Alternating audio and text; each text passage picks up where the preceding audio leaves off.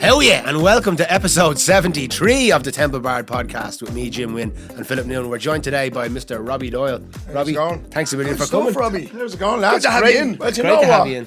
I was waiting for the call at the door. I was looking at the other people bouncing in, and I was like, no, but delighted to be here and a pleasure. And yeah, looking forward to it. And I said to you before coming in, you're doing a great job. So yeah. Well, we appreciate that. Delighted to be in here. Yeah, Robbie, for those of you that don't know, is a legend. I mean, every small boy's dream is to be a professional footballer or a musician, and Robbie's done it all. Robbie's done both. I'm still waiting. He's done it all compared to us. It's been Jesus, funny how you said that. I was in I was gigging the other day. Anyway, we get to that, but I was gigging the other day, and a fella's looking at me in the crowd, and he's there going, and I'm there going, is this lad looking at me to get me, or is this lad looking at me to have a chat? And he came up to me and goes, you don't know me, but I want to show you them. And he showed me a picture of my boots I used to wear with bows when we were playing Champions League. Right. And he was a 5-year-old kid in the crowd I threw them out into after the Batty Borisov game. Yeah. That's savage. Puma white ones. That's savage. And I even got, because believe it or not, my daughters haven't even seen me play football, so sometimes you forget that this was your career. Because this was your it path ends so before quick. class. Like, yeah. You've done this other career for so long, and he'd send around, and sometimes you go, oh, geez, I have a faith in humanity or something. He turned and he goes, the joy you brought me and my dad that day, and I went, hey, that's after setting me up for the week here. Yeah. That's after making me remember. Do you know what I did? Yeah. But And do you remember giving the boots in? I remember throwing them into the crowd into Dalymount Park on against Batty Borisov. We were 1-0 And splitting some 5-year-old in the Splitting head. some 5-year-old and getting Brendan. still has the scar. Brendan getting down with the Will you sign me scar, Robbie? Slizzers netted the next day for balls. But yeah, no, it's good, and like as you say, 14-year-old, I fondly remember it, and I wouldn't change for the world. Yeah, That's savage. I'd probably changed some things the way effort I put in, but it's when you look back of it's going to make a great book. What a story! Yeah, exactly. What a story! Yeah, like it's like it's got everything. You know, we would have known each other from school. We did. We were in school. I think we were in different classes, but I remember You always had a guitar, and he was always playing guitar. I was playing guitar back then. Yeah, I started when I was maybe 14 as well. Yeah, at that time was an Oasis. Everybody wanted Oasis. to be in a band. Everybody. I think we talked to loads of people on the podcast. Nearly everybody of our age. Well, Oasis, started it, didn't it? Well, Oasis were my Beatles, and my love for music came, and we'll probably delve into this later in the podcast. But my brother Richie, God bless him, I remember the day he walked in the door of upstairs, my ma and dad's house in Bray, and I think it was around 12, so 1994. Yeah, 1994. I'm an 82 kid, and he just threw the CD at me. Yeah. And I looked at it. It was definitely Maybe. Yeah. And he turned around and he goes, "This is gonna change your life, kid." And I went, "What do you mean?" Boom. Rock and Roll Star came on. Yeah. Bang. Core memory. I swear to God, I still play it in the car today. Yeah.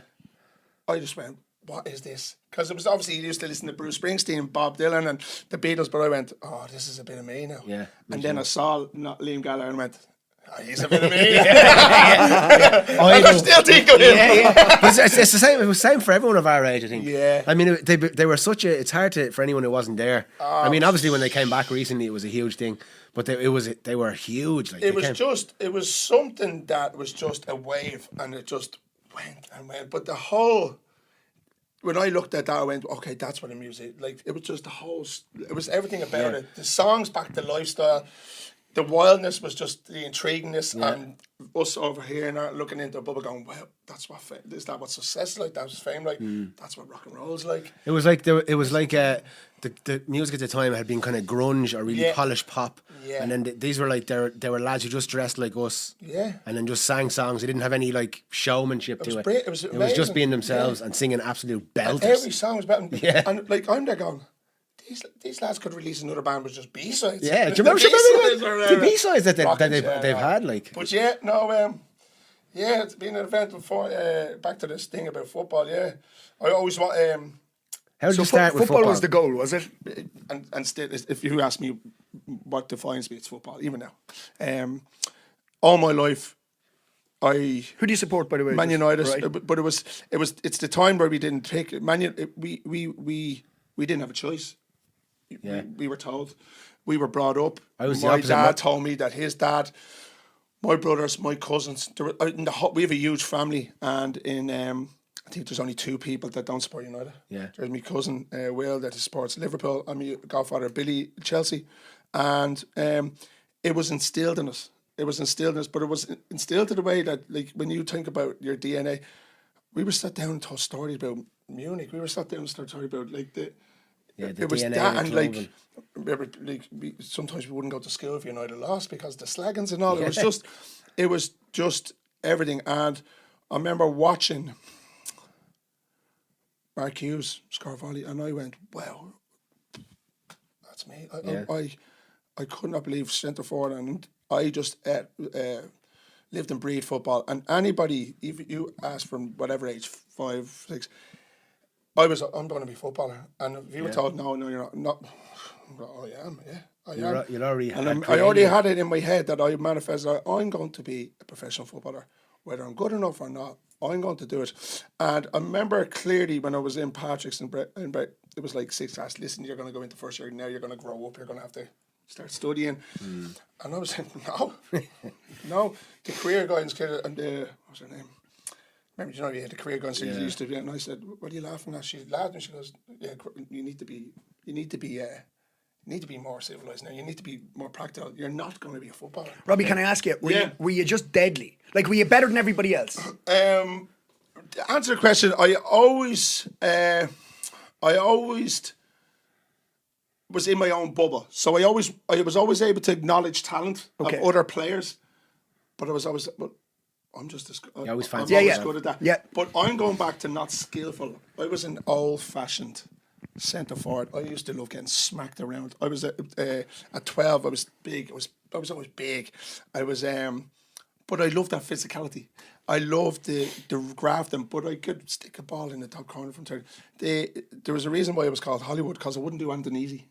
Do you know what I mean? Like a 50-yard pass that would never come off. But in the 90th minute working, I'll go, told you. I'm like that as well, but no one ever signed me. I was and it was like, I'd say it was a nightmare for players. But you know what? It's only looking back now. I was fucking great. I was good. I was great, but I was great at what I did. Not in a cognitive way. And probably that came more in when I thought I'd made it when I went to England before you actually made it. But I loved football. I would have the ball under me, but I always knew that I could match. Even at 13, I was playing against 16-year-olds. I didn't feel out of place. You find a lot of players that turn professional play with older players. I went down a kind of crazy route. Like I in my head, and back then you used to have to hear the signs: Stella Maris, Cherry Orchard, Home Farm, these great clubs. And I started out in Wolf Town. And probably the best thing that ever happened to me was the making of me. When you look back, of good people. Yeah. Not the Lacey's, no Lacey, Mick Lacey, Mick Mullen, God bless him, passed away recently. They just were everyday lads. Dad's just going, let's come on, we go up and do the old painting thing going around the things, the goals, and they just instill happiness. And I love that freedom of being out on the pitch. Yeah, I love that running around, and I then was like, okay, this is a little bit better. This is the age groups of 14s, 15s. And then I was banging goals in the. Were you always a striker? Always a striker. Always. Yeah. Winger, striker. So do you think that'd be similar to like Max Dowman now? Let's say, like the fact that he is kind of nutmegging men. Oh man, yeah. Do you know what I mean? When you put a child against older players, does it feel much easier for them then when they come back to their own age group? You know what I mean? I think at that level. When I was staying, when you go back to Joe's thing, when I was in Ireland playing, I thought this guy. When I went to England, whoa, this is a different scale. Every fucker's like this, you know what I mean? Yeah. Everybody's on this wavelength. But for him, that's a once in a lifetime generation. He's on a different planet than everyone. Yeah. And the only good thing, it doesn't faze him. That's like I refer that to like a Messi kind of, Ronaldo kind of thing. Yamal. The character exactly. As well as the skills. And like where I hate this saying, he's too young. That kid, I reckon he could have went in a year earlier. He's that good, but Fergie used to say if he's good enough, he's old enough. He's good enough, he's old enough, exactly. But it's the other side of football that others can't handle either. The temperament and the character. And the character and the outside, the lead effect. There's so much going on where, like when I was playing, I used to go, what? Like I was seeing all these players. I used to hear about the Joey's lads going to trial, and I'm going, how come I'm not going? And then people used to go, that's because the league you're in or the Wicklow league. And it's like, oh, really? And you used to buy into that. You go, well, I have to leave here, and I was like, that's not fair. And then the lads who brought me up, and then I said I went to Bray Wonders to play. I was 12 playing under 14s, 15s. Oh yeah. And then I was like, we went to Manchester, and I was like doing this, and nothing ever came. No trials. And I was like, oh, what's going on here? Like maybe I am that good. You know what I mean? Maybe I am. And I said, you know what?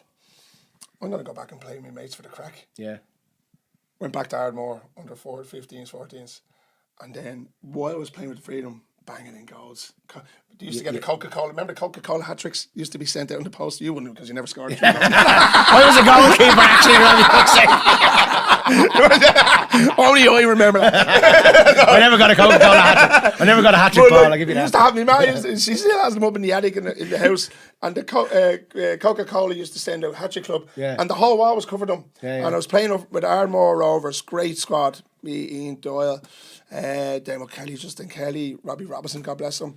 And I went there, and I remember it changing when I played a match, and I got a tip on the shoulder to say, listen, I'm going to recommend you for Irish trials under 15. And I was like, wow. Yeah. And I remember... Who was that now, a scout or something? Just someone that worked in the FAI, and it was for Vinnie Butler's team, right? Right. And Vinnie Butler was... And again, I'm like going, what? Oh. And it was that moment that came into me. I knew this would happen. Did you know that kind of manifesting? Yeah. But I swear to God, the emotional came because it was like... It's happening. It's happening. And I'm right. I was right there. And I was like, this is all I've ever wanted. The emotion was just going, okay. And then the next match, a scout would be there. And then that's the snowball effect where it happened. And it was slowly, but because I go away with the Irish. I get called up to the Irish 15s, and they do like a select panel, and you have the best of the best. And you're looking at this sheet that I say it was against Northern Ireland in home farms pitch, so it was 2 games, and I remember still playing for Ardmore, banging in goals, and this trial came up, a selection came up to go in with the Irish in the 15s and play. And then you're looking at the sheet, and the whole sheet is English Premiership clips. It's just like... Should Keith Gillespie... of course. So there's Andy Reid, there's all these are on. That would have been my things. John Douglas, Keno, Duffer, all these things. And then you're looking at Robbie Ardmore. Crazy. And I'm there going, wow. That's mental. Savage. And savage in a way, but then going... I was thinking you're with the big boys here. So I was thinking of the Northern Ireland team. I was thinking Keith Gillespie would have been with the Northern Ireland team at that stage, but I wasn't even thinking of the Irish team. Wasn't even thinking. I would have been the year with me. My team would have been Andy Reid, John O'Shea would have been. Then he went up. Then they went up to the 16. So I was just below them. So if you think about they won the Euros, didn't they? That team. That year that we had for Vinnie Butler, so I was coming out at the end of that. So that was at the end of the year before I went into under 16s, if you get me. Okay. So Vinnie, that was it. I didn't get a call back again. Right. And then I was doing for Ardmore, and then I got a thing in the post 3 months later to say you're selected for the trials for the under 16s with Brian Kerr. And now it's Kerr's. Now it's like, and then I'm thinking. But hold on, I only played 45 minutes for Vinnie Butler. What did he... But he says... And I talked to Brian Kerr now. He said there was just something about you. Right. So I remember going back and train, and I got selected, and I was like, oh, fuck, this is great. And it was that year when Kerr's won all the Cup. So we went away to the Nordic Cup. And this is when my career started. And believe it or not, I hadn't had one trial before this. In England. Never. Hadn't even been asked. So people had asked to go manifest, but I still hadn't been. Yeah. So then I'm back then to sign for Ardmore again. Yeah. And then I'm still then joining up with the likes of more players. And then again the Tinchy, Man United, Celtic. Yeah. I'm there going, All the top clubs. Man, going, what's going on here? And then I went away to the Nordic Cup. This is the tournament. So Brian Kerr just won the under 16s. Remember with Duff with King, I say remember Keith Foy. Yeah. Free kick and all. He just done that. He just come off in Malaysia under 18s. Yeah. With Duffer, Yeah. Keno, all them. Trevor Malloy, all the Irish things. Yeah, God. And then we were going. And for first 2 games, he started me up front because he put his hand and he goes, I believe in you. Yeah. And still to this day, the best manager I had in my whole career was Brian Kerr. Yeah. And you might think, Matt, because he was the first one to do that around my shoulder and go, I believe in you. Yeah. And Makes that a gave big me difference. bigger courage than anything on the team because it was always going, well, he believes me. I have to believe in him and show him. So even if it wasn't, I used to be running around. And back to the thing, there was loads of skillful players, but I would run for 90 minutes. I graft. Yeah. And I remember ringing, it was the time of Teletext. Remember Teletext? Yeah. You couldn't check anything. I'm that young. But I remember the first 2 games. First game, didn't touch the ball, but we won 1-0. The lad came off for me, scored. I'm going, I'm not getting the game. And his name was on the teletext. His name was on the tape. I He'd be remember fucking raging. Niall played with Forest. Niall, sorry, apologise, Niall, if it wasn't. Anyway, and then the second game, Kerser starts me again. Believe in you. Boom. Had an alright game. Didn't score. We were 2-1 down. Got 2-2. I come off. Niall comes on. Niall scores again. And I remember picking up the phone going, oh, Not just a river in Dad, Egypt. I'm after fucking blowing it. I remember going, shh. He goes, what are you on about, son? Relax. So we're through. Next game, we need to win by 2-0. Yeah. I scored the 2 goals. He played me again. And I scored the 2 goals. Oh, that lift went down. Oh, okay. The next game, 1-0 down. We went 2-1. I scored the 2 goals. Yeah. And now I'm starting to go, wow. It's happening. It's happening. It's happening. It's happening. That's the best manager I've ever met because he could have easily gone the other way. Of course. And then we're playing England. And I'm rooming with Andy Reid, right? Andy Reid's my roommate. And I have the guitar. I had a guitar just as, and Andy goes, give us a lesson. So I gave Andy Reid his first lesson, and Andy Reid ends up. I don't know if you know Andy Reid's managed his music. He's played with what's his name, Christy Moore. He has a full house in Nottingham with over an £800,000 worth of like vintage guitars. Like I swear to God, and you he started goes, the it's whole lot from in the that. bedroom with him. It's from that. I said those 3 chords go a long way.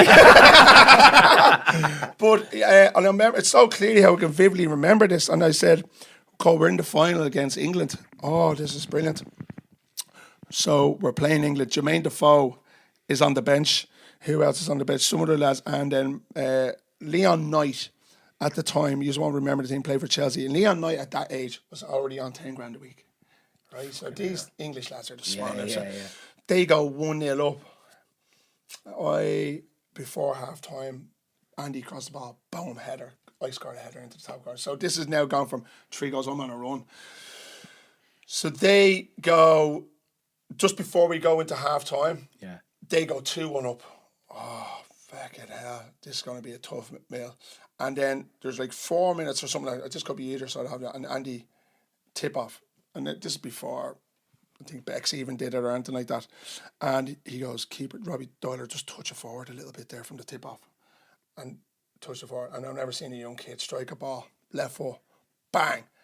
And he pinged it with such velocity straight into the top corner. Fuck off from the halfway line. 2-1. First time I ever seen. And you, like, I think actually Brian was doing his, Brian Kerr was doing his, you know, the life story on Virgin the other day. And he mentioned this. And I remember seeing, also remembers the old Umbro. Remember the old Umbro with the Liz? You watching it move in the air. Ball just fun. And I was there going, how can a young boy hit the ball like that? Like, I'm there going, and it flew in. Come back out. And big Cliffy Byrne, Cliffy was a great character. Cliffy played Carlisle, everything. End of the game, bang, 3-2, we beat England. We win the yoke. Jeez. And before that, the motivational thing was what? Braveheart put on. I swear to God. They may take our lives. Yeah. And the only Irish thing was when the other lad came up and they ran up. The other thing was for Scotland. My island. He was that kind of manager. It was brilliant. It was just brilliant. And then I remember the whole thing when it changed for me about football being a love or football being this is going to be part of my life. Yeah. Dublin Airport, and we're coming back in, and we're on the trolleys coming back in, and the whole place is rammed. Yeah. Rammed. And you can get goosebumps now, say, rammed, and I'm going, and at that, we went over to the hotel, and every scout was there in the country for every club. Going to be that, yeah, we want to say, and I was like, whoa, now it's a game changer. Yeah, yeah. Now you've got choices to make. And then that's when the road to football came. Okay, this is going to be a profession for me. Yeah, yeah. But it's From that early thing, it's funny because you're talking about everyone who's like when you look on the under 15s, you get to call up and everyone's playing in England, and you who's not even playing in the Dublin league, you're playing in the 100%. league. And I'm a confident fella, but I'm even going, whoa. But you must they be, must have you seen must be something in deadly. you. You Like must be deadly. Do you know what? I didn't feel that I was out of place. I was more out of place with what I was when I seen it on paper. Yeah. But I never felt oh, he's better than me or anything. I always felt it was me calling. Yeah. I always felt it was me calling. But it was and then to the extent of after coming through there, I swear my yell goes, he goes, I think I was on around 30 flights in the next 3 months going everywhere. And it was just going, okay. Was it just trials, or Just, was it? No, it trials was trials. and It was the trials came in everywhere, but at the time, so you have to remember, football back then was a lot different. It's not like now where you could go, well, I'm not gonna hang on here. I'm gonna play a few years. I'm gonna get. If you said no, they wouldn't come back. Yeah, that was it. You had to take So I remember saying no to Coventry. All right, see you later. No, we're gone. it. Oh, really? Yeah, well, we've given you a chance. See you later. Yeah. Same. And I remember I was afraid because the season was starting. So there was a short break between. So they were back in June for pre-season. Yeah. And this was like, this could have been February. Right. February, right? And then also I'm going, Jesus. And I'm a homeboy for it. And like I'm. Don't let this good-looking exterior fool you. I'm an emotional character, and I love my mum and dad. Yeah, yeah. You didn't want to. And I was like, okay. And then it was like I went on trial every year. I was in Newcastle, and my heart was set on Newcastle. Right. And I love Newcastle, and I'm about to put pen to paper, and then Kenny Dalglish gets the sack, and then it came in the thing that there was no like youth teams, there was no like academies and all back. Like it only just come in. Yeah. And the fear and what had come in was like Hullett's going to come in and get rid of the whole system, and I'm going, fuck, where does that leave me now? So now I'm going, oh my God, I'm after turning down loads of people. Oh, what am I doing here? Yeah. And then I revert back to Richie. So Pat Devlin looked after us. He was brilliant, still is brilliant. I get on great with Pat. My brother Richie, God bless him, he's no longer with us, but he was 5 years older than me. He was a great footballer, but he was just loving his life. Bringing around, so he brought me around to each country. So off in trial, and then I went to Everton, and that's when I wanted to give up football. Oh, really? Right. That bad? Like, do you know when you get a sense of feeling of going, these excuse me language, but these fucking don't like me whatsoever, but they want me over here. It was like they want. What year was this around roughly? Would you say? So 97. Right. 97. No, sorry. Start of end of 97, 98. Okay. 98. Yeah, 98. I signed for Blackburn when did I sign for Blackburn? I signed for Blackburn in I think 98. So this would have been 97. This would have been 98 around, yeah, this February 98, yeah. Right. 98. And I went to Everton, and now Walter Smith. Remember Walter Smith? Okay, yeah. He was manager. Big character. Yeah, love the Irish. That was my first introduction to what's gone on over the years. Yeah, what we've lived through. Yeah. But I went over, and I remember going in, and now you're talking about Duncan Ferguson. You're talking about remember Henry, the old lad who used to play with Rangers. Colin Henry. It was just oozing Rangers, right? Oozing Rangers, but. The minute I got there, like, there was no welcome, not even thanks. In there you go with the rest of them. Come on. Yeah, you know where you are. Yeah. And Richie's like this, look at me going. And I went in, and there was not even a hello, not even a thank you. And it was talked to like a piece of dirt on the training ground. Here, Irish, get that out. Oh, and I go, okay, hold on. And I was supposed to stay a week there. Right. And I went home, back to the hotel after the first day, and Richie was a great centre fella. He had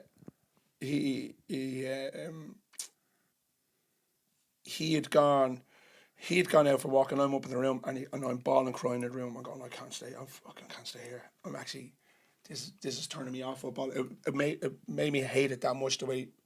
Yeah. It was the first time I realised it's not about football here. It's about loads of other things, and I don't know if I could be away from home at this age. It takes the purity away from it. I just got a whole new sense, and I was like, I was born going, I have to be awake here. Oh my God! And he goes, he was dead. He just goes, got it. Was Richie much older than you? Richie was 5 years older than me. God bless him. Yeah, just long story. We'll come back to that again. The things, what is it? So he was 5 years older, but he was me brother, was my best mate. But he had a sense of, he knew things. So he just goes, listen, go in there and just relax. I'll be back to you in a minute. So when I came back, he goes, right, let's go. I said, where you going? He goes, no way, my little brother's staying there. Booked your That's flight. deadly. He goes, I've booked your flights, kid. We're home. Rings Walter said. He goes, just let you know, my brother won't be coming back. See you later. Deadly. He get a shiver. He knew. He goes, I know you want it so much. Yeah, you had your best But I can't interest. have you. He knew what was best for you. You want football so much. But, well, I'd be worried. We'd be worried sick of it. He goes, the minute you walked through the door, you hated it. It was that. And I'm like, oh, it's not like me to hate it like that. Yeah. And we went down, and I was like, oh, Brock, what am I going to do now? And then it's so vivid, clearly in my head. There was a game going on. I was flying back that morning from Everton, and Pat Devlin rings. He goes, "Where are you?" And I said, "Just leaving Everton." He goes, you have to make it then to Arklow. Blackburn Rovers are over, and they want you to have a look at them." And I said, "Pat, I'm arriving in at 3. The match is 5. Yeah. I'm not making it." He goes, "Robbie, just come down. Listen, play the second half."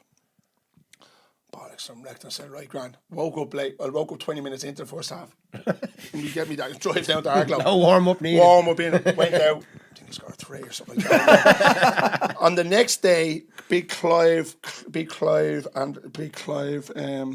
something, big, huge, tall technical manager there at Blackburn, gets Pat. He goes, I want to bring you golfing. He goes, I'm not really here to golf. We want to sign Robbie Doyle straight away. And I'm like going, what? But he only played 30. He goes, we don't want any, we don't want him to come train him. We just want to sign him. Yeah. Right. No kissing straight. No kissing straight. I like the first card. And I said, all right. And I went over, and it was like, I remember walking through the door, and there's Sutton, Billy McKinney playing pool, Matt Jansen, all these, Duffer, Gary Flint. I'm like, oh, I was watching these boys last week. Was Graham Lasso around that time? So Jeff Kenna. Was Shearer there then? Shearer just gone to Newcastle. Just gone to At Newcastle, 96, he went to Newcastle And for the big Sutton, one. the SAS, Shearer and Sutton, and then who was the other fella who played for Wilcox was there, now United's yoke. And I remember Massau was there, but Jeff Kenna was great. Hell yeah, Jeff Kenna was so just but Duffer just bringing in. And it was like, come in, the lady was doing the tea. I heard about you coming. Hug. I'm like, oh, this Proper family club. That's class. And the whole drive to remind me of Ireland, like the same, the same feel, same this. There was you got the felt of I can see myself. Felt like home, yeah. Everybody, look, how are you, son? You must be missed. Come here and I'll give you a little cut. I'm like, I'm just going in the door for you.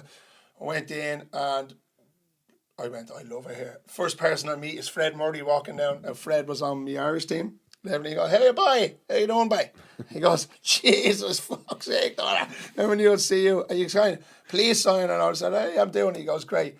And when I went there, the Irish contingent was huge. Yeah. So I was like, I'm at home here. We had Mickey Lawless from Dunleary, Paul Forsyth, Damien Duff, Kieran Ryan from Bray was there.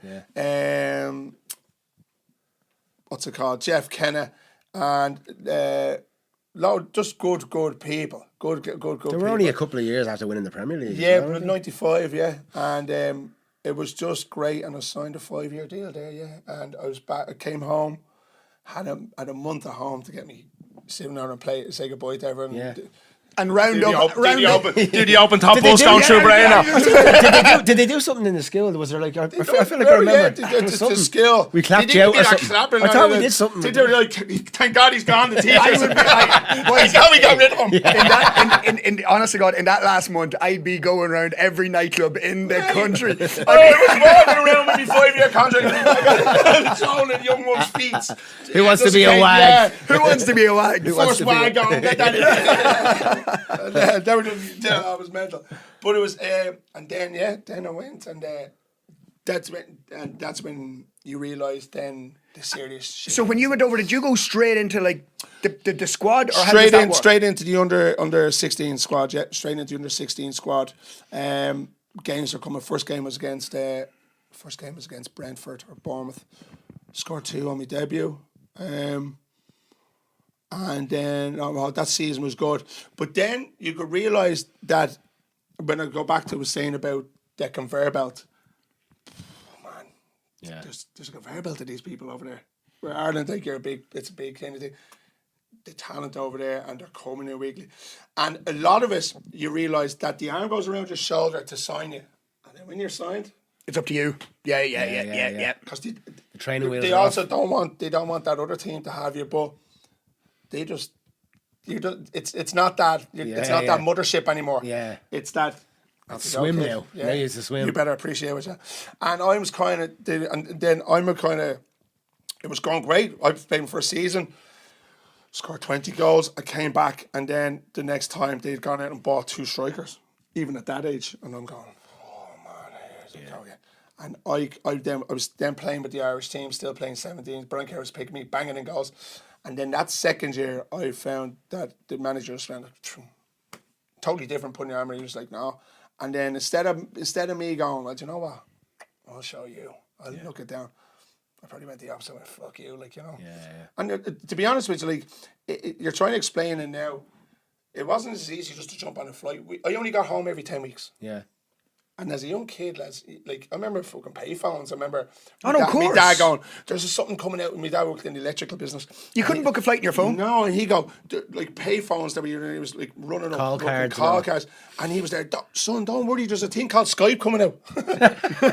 Oh, what? And he goes, yeah, you're going to be able to see it. And then eventually came out, there was a browser. But it was that kind of, it was insane. And then, that age, you were still coming back at 15. So we signed a contract. You had to sign a professional. You had signed a 1 year. You weren't able to go professional until you were 16. So I was still 15. So I had to sign a 1 year YTS, and then I signed a 4 year pro. But it was just insane. Like the signing on fee was like, man, what do you think? I got 30 grand signing on fee. And you only 15, 16 yeah, years, right? Yeah. Jesus. I was gone already before I went. I was down in Mr. T shopping. You know. No, but it was that. But it was just. If looking back in hindsight, that was probably the minute of the pitfall where you're gone, let the shoes get away from you. You had to wear better than you want. The hard work that you're applying when the things went wrong, you weren't applying, and then you were using it. But he doesn't like me. The reality is, you get what you put in life, and you get exactly what you put in football. But I was still getting picked for Ireland and banging in goals, so I didn't know that time, and then. 3 years passed, 4 years passed, and I went, listen, I just want to go. You have to think, like you said, stars have to align. Like even as a new manager, if he's not managing you the way you need to, it's not on him really, but like you have to do it yourself. He just but didn't if he care. doesn't, Didn't care. It didn't work. Care. The way and then I did. took a hate to it, and then I felt there was a little bit of picking on us, and then I just went, this, I don't need this. I had a good family support behind me. Now, this is at a time where there was a lot of shame in previous Irish players come back. They thought they'd failed and this and that stigma was there about schools and I know lads who went through a lot of depression. One of the lads, without saying it, like I remember not too far from here, had to get the managers over a year later when he left. He wouldn't leave his room and there was a afraid that he'd nearly take his own life. It was that thing. It's a ruthless thing. Though. It's not like what we have now in place for mental health and all that wasn't in place back then. Like we talk about initiation. Yeah. Like the stuff that happened to us when we signed there, and older players. As you wouldn't. You'd be locked up if you did it to something there. Like, we were thrown out up in the middle of Blackburn, nothing honest, like, and all, scrubbing things. But we thought it was football back then. Yeah. We didn't think about it. Like, now, like, obviously things that go with it, but it was Now it'll be on the news. It was also the making of you. Yeah. I know what I love it. Yeah. It was the making of you. That's it. It's the culture at the time. Yeah, I'm like, remember. But the internet changed everything. Now, Yeah. now that'd be Sky News, like. We used to have. I remember this. No, it was the first time I ever said this. Now I remember going into Blackburn, and we at the end of each before we went home, we have a big meeting and like a bit of crack meeting, but like if else have a drink or something like that in the middle of the thing, and you go right.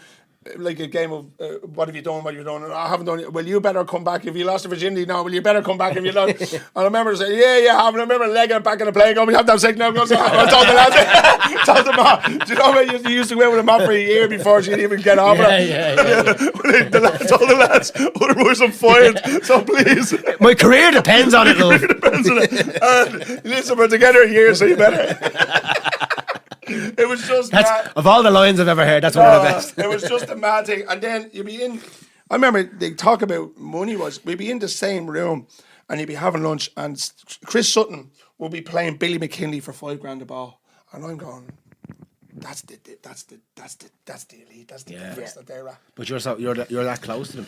You're that close to them, and then so you grew up very quick. I grew up very quick as a 14, 15-year-old. Like you lost that kind of. Not innocence. That innocence, but you had to because it was easy. And then the second year I came back, there was no digs. Our digs were getting built, so we were put in a hotel for a year and a half as 15 years, 6 years. Living by yourself. Right, in Preston. That's when I got a fan of music. That. Yeah. But it was. I wouldn't change everything. And then, long story short, I was 4 years there, and I knew this wasn't going anywhere. And I was playing for Ireland, other clubs were coming in. And I remember there was a sniff from Celtic. And I asked to say, listen, you don't play me here. I want to leave. And he went, no, because we know Celtic. And then they waited then for my contract to run down and Celtic to go in and go, right, listen, we're not renewing your contract. So there was that animosity and people said that. So it didn't end well. It brings me back then to saying, I didn't deserve that time because there was someone else that was putting in more effort, and you have to hold your hands up when you're right and wrong. Yes, you didn't get the fair share of six, but it works both ways, and you get exactly what you put in life. And I wouldn't change it because when I came back, I was still playing for Ireland, and I said, well, I have a good family behind me. I'm going to go back, and I'm going to I'm young enough now to rejig. I'm 22. Yeah. I've had 5 years. I'm still young. You know what I mean? The league back here wasn't as it is now. It was young lads weren't playing. Yeah. So I said I'd come back, and I came back with this, and then the clubs here, Pat Doyle, wanted us to play. And I said, yeah, and he goes, well, you're not going to play. And I said, well, I just left England. I just want to play football again. I'm not coming back to see with you. And I just said, let's get back to playing for the love of game. And I was still mad because I'm still getting picked by Kerser. I was still getting picked at 18s. Even without a club? Even without a club, you know. And then I came back and signed for UCD. And that was a game changer. Got a scholarship to UCD. I still have it on the wall, but someone goes, he asked me to do it. Like I got given I actually studied for it, and I done the exams for sports science. So I was like, I just can't reach it. It's on the wall, but I can't reach it. But I scored loads of goals for it. Well, that's fucking it. And I went there, and Paul Doolan was my manager, and I got the love of the game, and I got me called from Don Givens for the Irish under-21s by going to UC. So it was. Yeah. It was mad, you know. It all kind of worked out how it was supposed to. It didn't skip a beat. It didn't faze me coming back. Let's put it that way. Yeah. Where I thought I was going to be, people are going to think I'm a failure. It didn't enter me once because I was there, wasn't I? Yeah. I was there. I'm still playing, and I went on to have another 12 years in the league. Yeah. And I got to play for Ireland under 21s. Got me called up from Don Givens. It was actually a great thing. My cousin Matt used to do a great impression of Mick McCarthy. And Mick McCarthy and Don Givens and Iman Wright used to pick the 21 things to sign. And I remember being in bed, and I went to voice message and it's like, oh, Robert, it's Mick McCarthy, yeah. All right. And I was, we want you to join up with the squad. And I was like, fuck off, Mick, yeah. And I was like, Matt, go on, pull the other one, Matt Sinclair. I was like, no, actually, Robert is Mick McCarthy and Don Givens. And I was like, shit, sorry. And it was Don Givens picking up, and we went up. It was Sweden away, and it was the first time I got into the room with Robbie Keane and Yeah. All these lads. Was this under 21s? I was 21s. They were the first team. We used to go travel together, so we play a friendly, Right. and the Irish team would play a friendly. Yeah. And it was but it was a happy moment. Was Robbie Keane, was he with Spurs at the time or who? Jesus, he probably would Keano have had so many fucking Inter clubs. or something. He was I think he actually could have been an Inter. Yeah. So if you think about it, under 20, so Coventry then Inter. it would have wasn't been 98, 99, 2020, so 23, 2023 was 2001, 2001. What's it going to be? 2001. 2001 would have been around 21. So around 2001, 2002. So it was right before Saipan, boys. Yeah, Keano wasn't with Spurs. Keano was with Spurs, so I went to, that was when 2001. Had a year in UCD. 2002, Bowes came in and signed me. Right.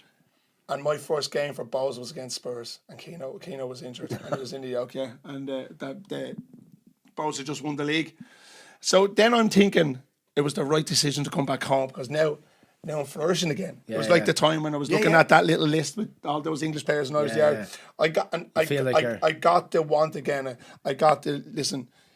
You need to get back to reality, boy, and realise why you got there in the first place. And it was always for me to come back, to go for it, and it was close to do it, but then things didn't. But I ended up coming back in. My first goal for Bowes was coming back to Ireland. It was like UCD grand, but when I went to Bowes, even at that scale, there was 12,500 each game, and you were like, these lads are on a different level.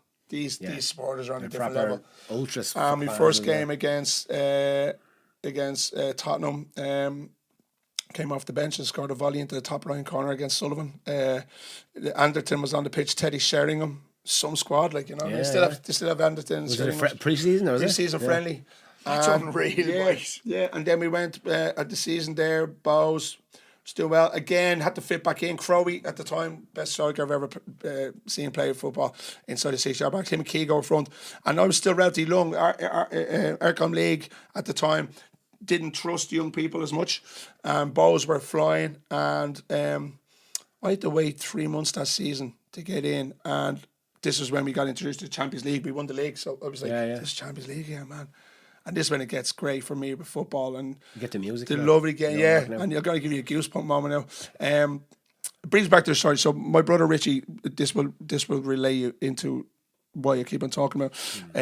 Fast forward to 2005, I'm playing with Pats, and Pats, Pats at the time, season before, were about to get relegated. Myself, Keith Fahey, we went on a streak, and we won the last 7 games. So every time I meet some Pats fans now, they still go, fucking, we kept it on. So April 2000, and this is why I keep on mentioning, in April 2000 and April 25th, 2005, Richie went up to play Astro football, and playing Astro football, I was playing with Pats at the time, and that day it was like, he used to wake up and I used to drive him up all the time. But remember him waking up, he goes, listen, don't come up today. And I was like, oh no, I'll drop you up. He goes, no, listen, don't come up today, son. You're tired, just stay there. I don't want you to be up there today. I was like, all right, Grant. 10 o'clock that night, the football was 9 to 10. Astro, the lights would go on, go off, and we get a phone call at 10:05, and I'm in the living room in my mum and dad's house. Before I picked up the phone, my dad goes, that's about our Richard. Yes, just out of the blue. And I was like, what? My cousin Matt, you need to get up here quickly, something's wrong with Richie. He was like, what's wrong? He was like, we don't know, something's wrong with Richie. And I remember going up to Astro in Loretto, still vivid, pitch black, and the ambulance had got there, and they were just the lights, and Richie wasn't moving, and he obviously waiting for Dad, and Dad went up to him on the ground, picked him up, and he just turned around and he goes, Dad, I love you, and just went. And at the time we didn't know what it was, but that was the second case of sudden natal death in the country. Yeah, after Cormac McAnally. Richie died of SARS, the same thing as what happened to Ericsson.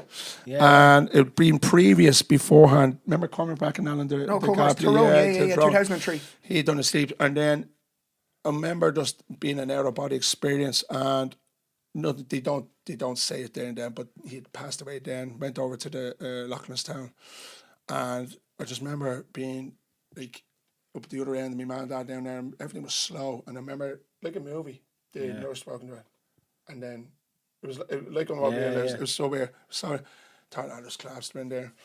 And then coming home from Loughlinstown down to Newcourt Road, there was candles, loads of people, because unfortunately people heard someone died playing football and they thought it was me. Oh, really? Right. So all friends of mine were on the doorstep, all friends of the thing. But it was like, Jesus Christ. But yeah, so hence with Richie, that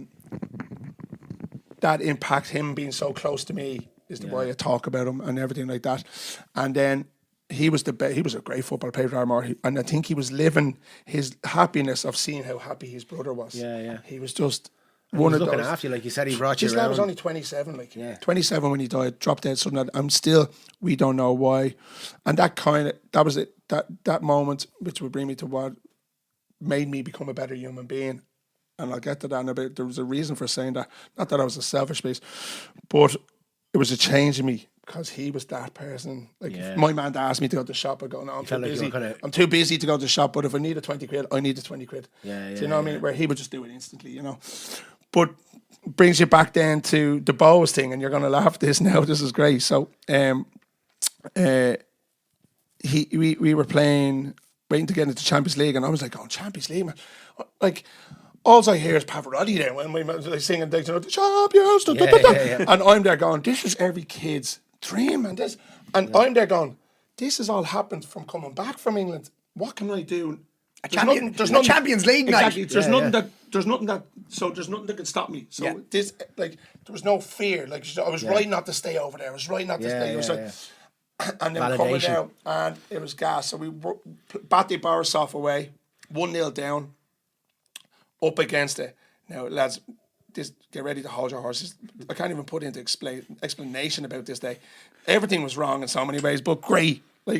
So we get there, and Dynamo Park is buzzing. Like, outside the stalls is amazing. So back then, you used to have to bring your passport to show the ref it was actually physically you and your age. Oh, yeah? Yeah, so you couldn't, they have to check everything. So we're 1-0 down, and now I'm in the team. After waiting 3 months, we're flying them up to 16 goals now. I'm banging in the goals. Manager believes me. Stephen Kenny was the manager. Mad. Anyway, Stephen Kenny was the manager, and it was flying. So we're like, I walk into the dressing room, and I'm getting a massage, right? And getting a massage, and all of a sudden I hear is, hold me now. Don't. I'm like, what the? It's Johnny Logan in his Bows top. Johnny Logan's a Bows fan, right, man? In the dressing room. This know where that. I swear to God, I'm there getting a massage, and Stefano, Paul McNally's here, Kevin Hunt's here like this, going, "Who's Johnny Logan, mate? English lad. Who's fucking Johnny Logan? He's the Eurovision legend." Stefano, get off me there. Let me look at this. touch me. And I'm going, "Oh, Johnny Logan singing for me." And as we're warming up, Johnny's singing to the fans, and I'm there going, "This is mental." So we get called in, and everybody goes, "Passports." And I went, into my jacket. Oh, my passport. Oh, no, I'm going to have to leave my passport in Bray. Oh, fucking So there's an error to kick off. And Stephen Kenny goes, "Listen, I have to plan a match here." And the manager goes, "You have until kick off." The ref goes, Italian, "You have until kick off." Yeah. To get this done. I went, okay. That's fucking wild, like. Gone. Now I'm crying again. Emotions are getting like I'm always crying all the time. Anybody ever asks you, I'm going, "Man, no, you're not taking the stream away from me now. Not now. Yeah. This is Champions League." Ring home. Richie answers the phone and goes, "What's up?" And he goes, man, that aren't here, Rob." All right. So Richie doesn't drive. Right. Never driven, like probably once or two. Never doesn't know how to drive around. Richie, if I don't get my passport into Dynamo, I'm going to come an hour. He goes, "Right, see ya." No, you haven't heard. Hello, you hasn't heard me. What's going on here? Yeah. That was it. Like, that was it. So, fast forward, just before kick-off, I'm in the dressing room looking at this. I have my jersey on. I'm at the back like I'm always doing, like Paul Ince. To me left. Look at me left. So, in Dynamo Park, the tunnel's here. Home dressing room here, the bar here that comes from the outside. At the corner of my eye, Richie running. Passport in hand. Getting goosebumps like this. Yeah, so am I. Leans over like this, right? True story. Paul McNally, everybody was there that day. I've said this on a few other things. Leans over. Catch it. Kenny goes, throws it to the ref. Robbie, bang. We're walking out. And I'm coming out here, and outside the tunnel, Richie's sitting here crying. Champions music's blaring. I'm there going 1-0 down. We go out. We win 3-1. My best performance ever in a jersey. I get man of the match, playing a match, and I set the 2 goals up, and the rest is history. Now, that's in shivers in its own. Yeah. Great. How we got the passport there is another thing. And I only found this out when we got back home and let the dust settle down. My cousin Anto would have been around at the time with Richie to get that in as well. Richie decided to rob Ma's car. a red Fiat with no license from New Court Road. Not rob it, but it was theirs. Borrow it. Doesn't know. Just stops there. Gets pulled over by the coppers outside Castle Street where Super Value is in Bray. Yeah. What are you doing? What are you doing? He goes, I need to get this. Get out of the fucking car. Get out of the car. Was that police escort? Police escort he got. Because he know to drive. 2 daily amounts. Now, I know the nerves in it. They put him in the car. Put it. Brown, I think I'd have put someone in driving, they could put him in the car. He goes, no, we'll bring you. We'll bring you. That's how he got didn't drive the day. He got pulled over the cops because he was so bad. And he goes, no, it's either this, I don't mind going to, but my brother needs this. And when That's deadly. When Richie passed away, my Bows jersey, my Irish cap, and my Champions League jersey, and a picture of the two were on his coffin. Yeah. And that for me is when stories become stories, because like that's what like It seems like he was someone that you could always rely on, you know? He was he always was looking out everything for you. I've ever wanted to be and still try to be. Yeah. Still try to be. But he was just a great guy. Like, but that kind of story, like, but he'd have it easy said, but where I was there going, he'd always know where there's something going on. Like if something's going on, he'd go, get back away here, there's something happening over there. Yeah, yeah. But he wouldn't tell anyone that he did that for ages. He didn't tell anyone that he did the car. And Yeah, my cousin yeah. he goes, no, he don't want to talk He wasn't about it looking because for... he wanted it to be about you. Yeah, yeah. He wanted it to be about you. And then the first thing my man goes, you took what? No, man, I only got as far as man, you Superman. missed the point. You missed the point. Fuck your car. He played. He got the play. Yeah, he got there. He made and it. we went out and we won, and it was fucking brilliant. I went on to play the next round against Rosenborg, running out in 40,000 people out in Rosenborg. We lost 5-1, but it was the whole experience. And those are the things. And then I left Bows. Jesus, I'm surprised I actually remember everything about my career. Left Bows, went to Pats. Because again, I done this that year. Another thing happened with the manager. Manager goes out and signs 2 new players. Right, Expects me to sit on the fuck. I'm like, fuck this. I'm not sitting on the bench for no one. After the season I gave you. Yeah. And went to Pats, and Pats were still called Pats, a very family club. And then that happened in April, and I took 6 months out. I couldn't go back on the pitch again. Just, I was like, wow. And then that changed my whole perspective of what the fuck is football about? Yeah. What's life about? And I remember how brilliant Brian Kerr was back on my doorstep the next day with the head of the FAI, and then I realised, well, they're the people that why I love football. Yeah, yeah. They're still the mentors that from 15 and now he's there when you need him. And Richie was one of them as well, I suppose. Yeah. Just from the stories you're telling, he was a big part of... He was a big part, but he was a present. Kersley used to call him a security guard. He was 6'4", right? Yeah. And he used to hate his own height. But he was a presence, but he was a beautiful, beautiful soul. And then that's when the kind of, not selfishness that I would have, I wouldn't say myself as selfish, but I'd pick and choose when I wanted to help kind of people. And when he's passing, it made me a better human, because you realise that there's always someone else worse off than you. Manners cost nothing, but he would do it instantly. So from that, I then went and done charity. But when I'm thinking about it, I could have always done that. Yeah. He didn't have to have his. You kind of took the reins from him. You took the You know what I mean? inspiration. And then I lived that way, and then I went on to have a great career. I went on to play with that. Paul Ince, actually, it was mad. It was at the time that I just took a time out. I went back to Pats, finished the season by scoring all the goals.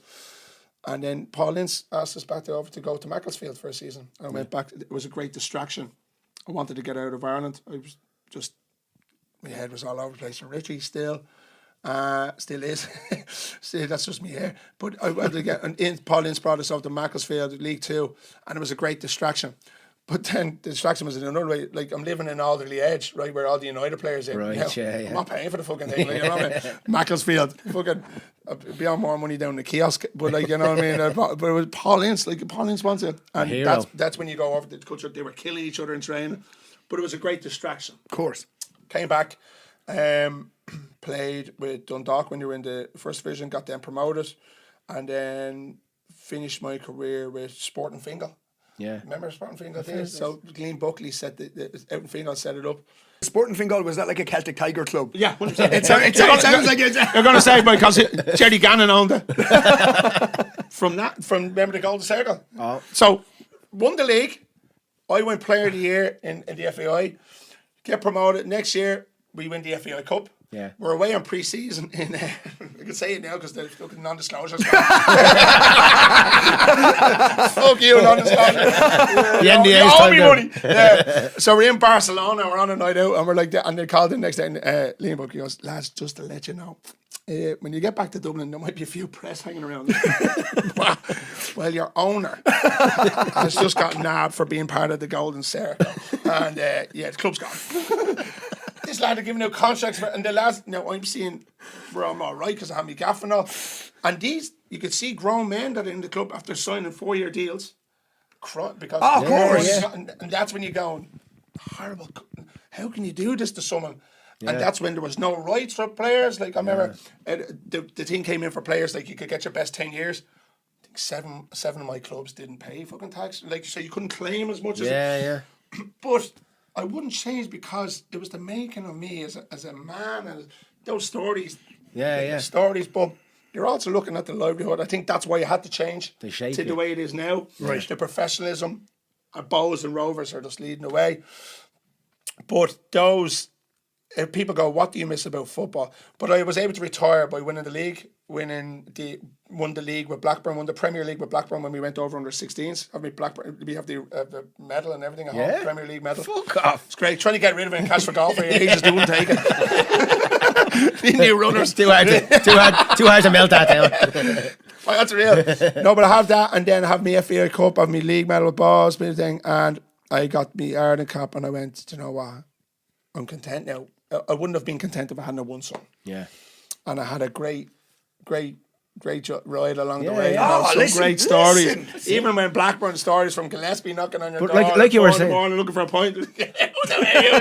Like you were saying, like it's such, because a lot of people, like, it's such a tiny amount of people even get to go to trials now. But then to have a career where you can, make a living, buy a house and all, it's such a small amount of people get to do that. And that's when I say you don't have to, and just you have to have a good background behind you. You have to have a good family, you have to have good mates, and you have to be strong enough to do that. But just best player, like the best player I've ever played with is a lad called Justin Kelly, and he lives over Dargle Bridge, but he never bothered, Yeah. And out of all the players, this lad was the most gifted. And every interview I've done, someone goes, "Who's the best player?" And I could say it's this, could say it's Sean O'Shea, could say it's this. Hefo, Justin Kelly, but he wasn't at the right time, right place. I was. That's it, yeah. You know what I mean? It's actually, it takes talent, character, desire, motivation. It's not like... Well, like yourself, like the way you're doing this, the way you're doing music, like it has to be in you to do, and you get what you deserve. And like I'm one of these. I love seeing people doing well. I love going up to someone going, "Well done," and I hate negativity. I like going, "You deserve it," because you're putting yourself out there. Like manners cost nothing. Yeah, manners cost nothing, and fucking great. I always say I won't bring it up, but it's a good part. We might need 10 episodes here. You've hung up the boots. And where did music start for you?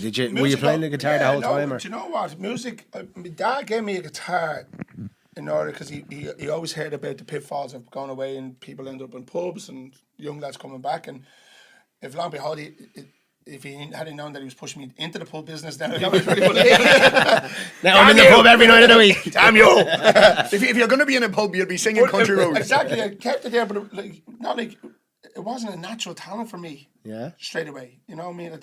I could play a couple of chords, but it was football. And when I retired, I think I took the guitar back up again. So it was only on to 20. You didn't play for the lads in the dressing room or anything like that, no. No, and when I do it the odd time. But it was never I never done a gig, I never done anything like that. It was more like a bit of crack when I was away. but it was never a feature every day in my life. It was there sitting, because I used to do it for my own. It was for my own pleasure. Or at a house party or something like that. It was grand. Yeah. But I remember when I retired, I went, what the fuck am I going to do? So I went and done cooking courses. I went and done everything. So creativity was obviously a big thing with me. But I remember I was retired when I was 29, so this would have probably been around 30. I was sitting up in, where was I sitting? I was sitting up in the Ardmore pub after hours, just looking at the interior. Yeah. We were wallpapering. Actually, we were up there and we were having a lock in, and I had given because they were Ardmore, I looked up and my Irish jersey was on the wall. Yeah. This is mad. They're trying it on. But I took out the guitar, and your man goes, listen, we've just had a cancellation for tomorrow. Would you do a gig? And I shat myself. I went, like, there's a difference now, fucking gigging. Of course. And talk about very confident fella. I said, yeah, that's great. And then I was like, what the fuck did I get into here? And I remember going up and setting up and shitting myself. Did you know how to set up the PA and all? Or No, you were I just got something to do it. But I remember just look, and first thing what came into my head was that then negativity of going, oh geez, they're looking at me thinking I'm a failed footballer. Straight away. You see, it's instant. First thing I thought. It's hard enough. It's hard enough to do a gig, right? Without doing a gig I where bet you everybody nobody knows you from something else. Yeah. And it took me, if I'm being honest, nearly 2 years to get out of that. To get out of that mindset. Every gig I was like that, going, get me out of here, because I'm looking at someone there, and even if they weren't looking at me, I'd be going, they're probably not like. oh, they aren't. They're not like, yeah. Fuck's there, Yeah. trying their point. Yeah. But in my head, I'm going, they're going, I'm not going, and maybe then. And then I was singing in America. I didn't even have my own voice in it. But I slowly got out, and then that got out, and then I went, hold on, come on, it's you got confidence. And then I realised what I was doing for me. I couldn't go back in and work a 9 to 5. It wasn't me. It wasn't me to do. I had to have something creative in me. And then the longer it went, I got into more comfortable and doing more things around the right people. And then it just started going, well, this is great. There's a bit of a buzz like this. I'm finding my way. Yeah. And after 2 or 3 years where I stopped singing like everybody else, trying to put the voices on, I found me a little own identity, and I was doing things, and then I was getting busy again. And then I went through that rut, but then I hit a brick wall. In life, I think, with everything that came crashing down, and I realised, what's gone on the last 5 years here? And I just crashed. Where I was, after Richie passed away with family, I was one of these. I was trying to fix everybody else's problems. But you were just and holding running away from my own. I'd find it easier running to a bar and talking to a lad that I didn't know. Because automatically he's not judging me. And I was able to spill it out. And not that I need it. I'm one of these, I carry a lot of burden, I would call it a thing, but I kind of do myself. And in the background of that, then I was doing charity nights. I think the first charity night we raised 98 grand from a music event. I was able to put defibrillators all over the town. I was able to do this, Colin Favours. So music then became my outlet. And it's like I said, and then my creative thing about my history, I started writing, and I was there, and then thinking back, I was going, this is always in me, because I remember the first time I signed for Blackburn, and I remember turning on the video and the thing, and Westlife had just brought out Swear It Again, and I was like, I'd love to be in that band. Do you know what I mean? So I'm there thinking, every time you meet people now, footballers want to be musicians want to be footballers. You know what I mean?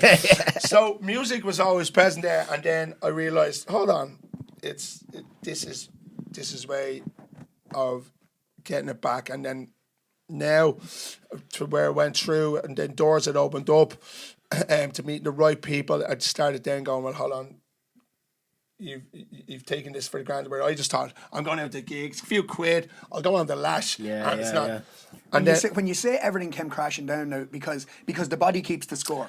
Do you know what I mean? So 100%. But when you're holding trauma for so long, that has to come out in some way. I was holding trauma, and then I was masking it up by then doing gigs, and then that lifestyle we are drinking, I was like going, you'll end up in 6 feet in the ground. It happens with athletes a lot. It happened Kenny Egan as well. You know, it happens with athletes a lot. You know, like. Well, I was masking it, and then I was going home behind closed doors, putting my eyes down, bawling or crying, just like going. But I was never at the stage where I was going, I can't. I love my life too much. I love my family too much. I love everything. It's not that, but I was I was just ignorant to it, going like, I don't need it. But I was when I'm looking back now, just pictures of gone, look where it looked like grey, I looked this. I was just health wise, I was probably going, what are you doing? And I said, I think it was on the 9th year after Richie passed, I said, you know what? I'm gonna go and get some help. I'm gonna open up to someone. Even if it's for once. No, 100%. I've once. So I was talking to a lad in the FAI, and he was going, it's great to see you again. He goes, this lad out in fucking Ranelagh is the best in the world. Forget the name anyway. I said, I'll go and give it a go. And in my head, I was like going, I know I'm not going to go back. I'm just doing it because probably people are telling me, but I want to do it as well. See what it's all about, yeah. But I'm so happy it did, because it was nothing to do with Richie. What actually came off and what he was doing, he goes, bring me back to the start when you were a little boy. Yeah.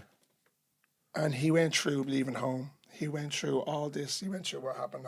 He went through missing things. He went through everything that happened in your life leading up to this. Since then, he goes, and the first thing he goes, it told him everything. And I then went, wow, I didn't know that affected me until I came out of my mouth and told you. Yeah. And but even things like playing with Ardmore and with the United boys, there'd be a level of imposter syndrome there. You know, 100%. that you wouldn't be able to. 100%. And then taking that imposter syndrome into music. Of course. And then sitting there trying to present. But I was there when I'm thinking about going, but I was just being me. I stayed true to myself. And that creativity side and all that. And then I was there talking to him about things that happen, say from home or something like that. And he was there, and he turned and he goes, like, I'm telling you, like, leaving home is a massive thing at that age.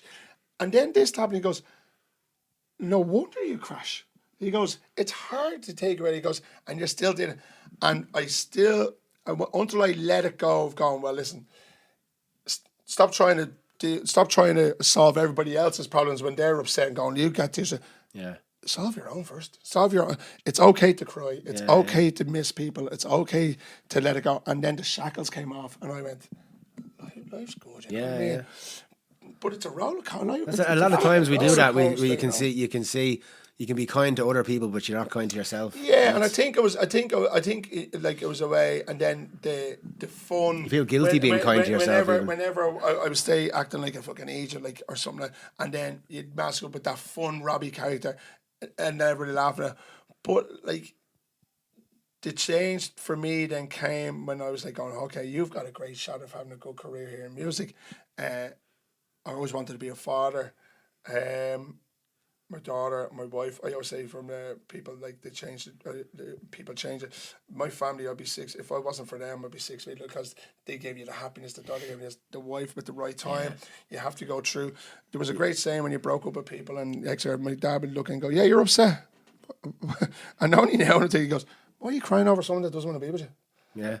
I'm like, do you know what I mean? Because then you wouldn't have met the one you're with now. You wouldn't have had the kids you have now. Of course. And now you realise that you put yourself out. You get your own work, what you put out. But the main thing is kindness, care, and good things happen to good people. I'm a fond believer of that. But I think I'd still be in that circle of Cyclone if I hadn't went, I need to go and chat to someone. Because it was more just to go, here, this is me. I need to get this off to someone. But the honesty, and then let's go from here, you know. Not feeling so And self-conscious. then the music opened the doors. I was right place, right time. A friend of mine, Robbie Doyle from South Africa, who Brian McFadden had brought over with the band. Franklin, yeah. Marius and Gavin and all. Needed a guitar player when he went on Ronan Keaton's tour. Yeah, and goes, I got the lad. I got just the fella.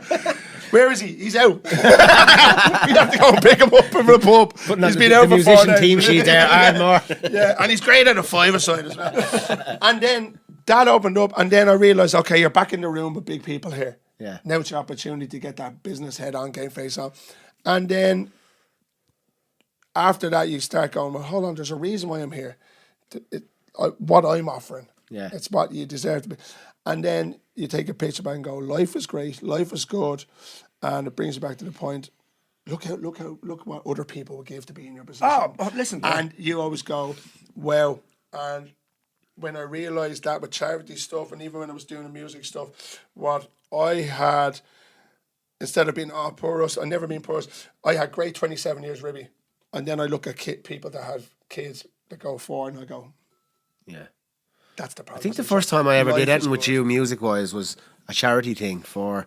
It was a kid. It was upstairs in the Martello, maybe, or somewhere like that. Yeah. So I remember you've always been doing charity. Yeah, things. but I had done 5-a-sides. My 30th birthday was I remember doing the first charity thing was with the raised defibrillators, and we raised them, which is great. Put them around the whole town, and that of course goes back to Richie. Richie, and put them up in Loretto, put them on a thing, and one of those defibrillators saved a man out playing tennis in Shankill.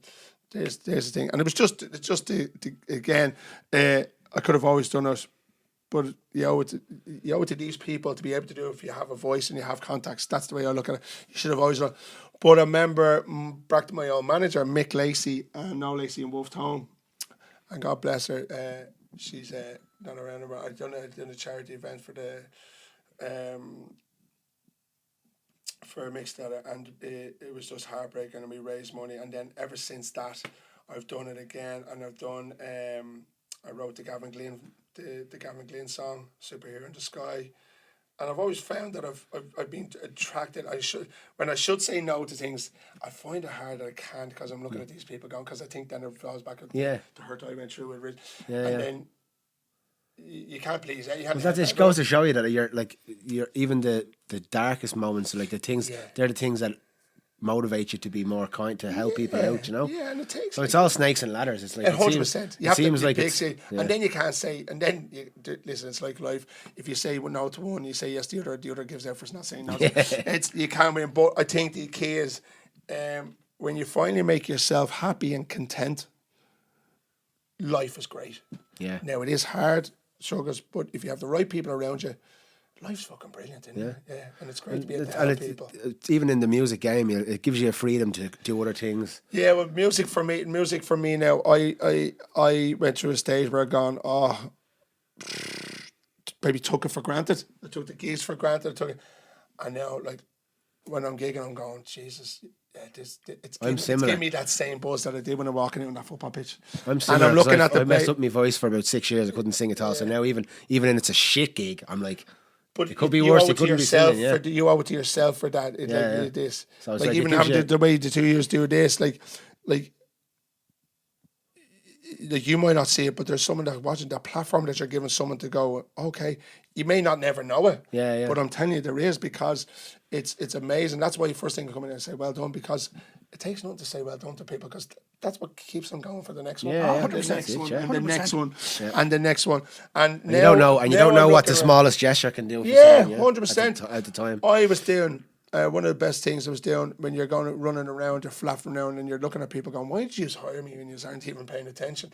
I was doing a gig down in near there, and I setting up, and I was fucking on form.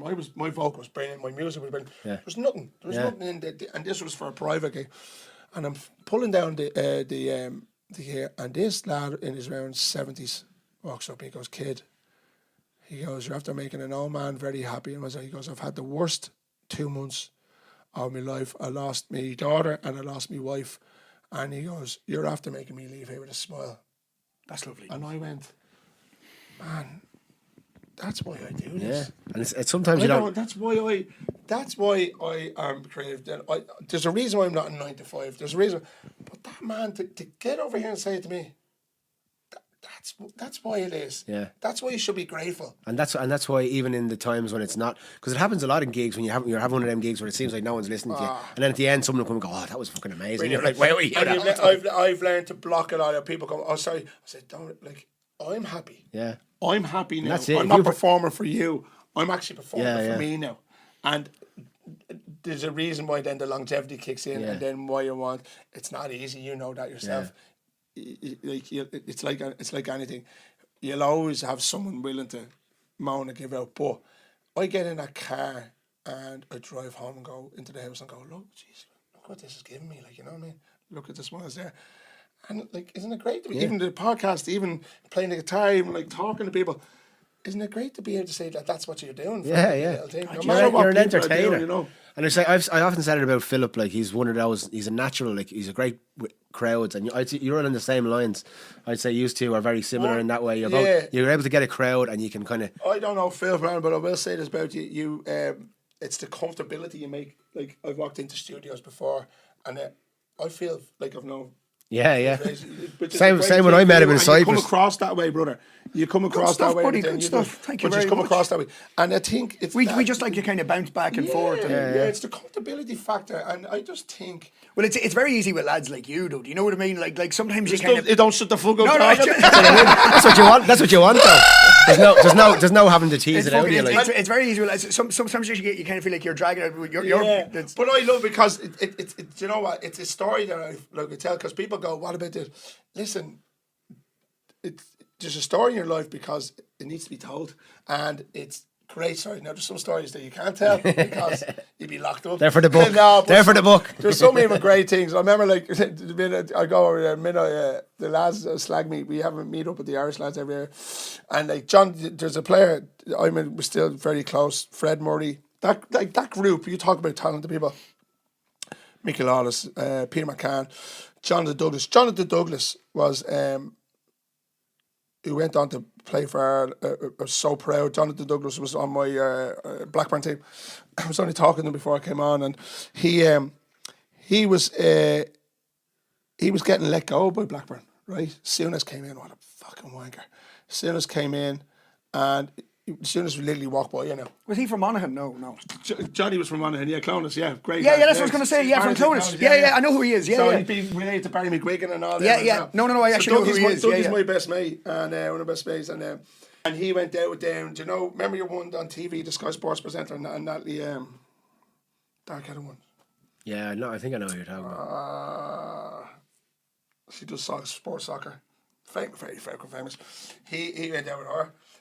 But he goes back. So Dougie comes back. He done his cruise shit, right. And he came back and he got told you're not getting played now. Was he still with Blackburn at the time? Blackburn at the time. Right. This lad's the best player in the world, like best midfielder. And Dougie was planning going home. Talk about being traumatized, and he goes, "Well, Robbie playing guitar to me in the digs got me through every." Yeah.